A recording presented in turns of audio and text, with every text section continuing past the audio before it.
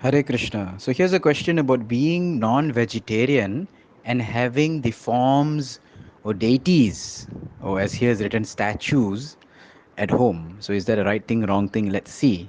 Now, traditionally, only the higher varnas, in one sense, used to worship deities at homes. So they are known as the Dvijas. They may be Brahmanas, they may be Kshatriyas, they may be Vaishyas. Those who have taken initiation, accepted a guru, and follow all the principles, studying shastras and being following, daily the worship. And of course, they were all vegetarian. They would worship the forms of the Lord. Now, even that, they would generally worship the form of Shaligram Shila. So we have sent an audio about this before. What is Shaligram Shila? Um, the forms of the deities, either in the metal form or in the stone form, are generally worshipped in temples because they require more elaborate worship, having different kinds of abhishekam, milk, and so on, very more elaborate than a Shaligram Shila, which is easier for a home worship. Now, this question, it's saying that devotees who are non-vegetarian. So that is a little of a, as they say in English, an oxymoron to say a devotee and then non-vegetarian.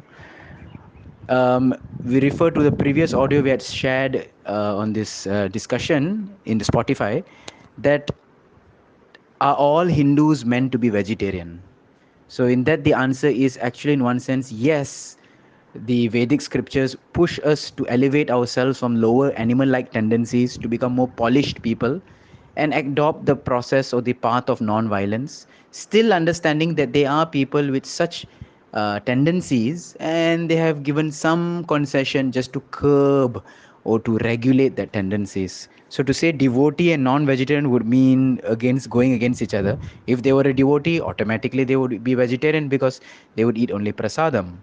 Second thing, keeping deities to pray at home. So again, another audio we had sent before, titled Deity Worship in Sanatan Dharma. The importance of deity worship in Sanatan Dharma.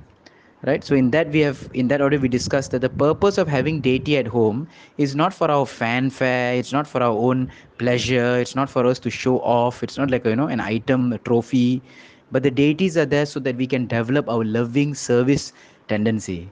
How we do that? By serving them, bathing them, dressing them, feeding them.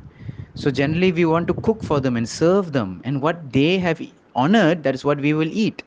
Now, if a person at home is a non-vegetarian, so they are eating something which is not offered to the Lord. They are eating something separate from the Lord. Just for namesake, they may make something and put it to the Lord, and then they will eat something else.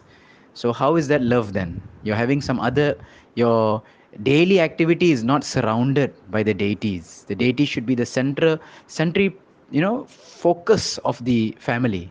Whatever you eat should be the prasadam of that deities. Whatever you do should be the honor of that deities. Whatever you want to celebrate should be in relation to that deities. This is the purpose of deity worship. The whole life is centered around the deities.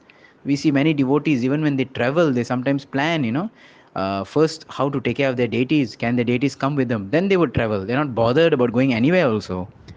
So this is the purpose of deity worship. So if we understand the purpose of deity worship, if we understand what actually it means to be a devotee, then we can understand this question that should non-vegetarian keep deities or not. Hare Krishna.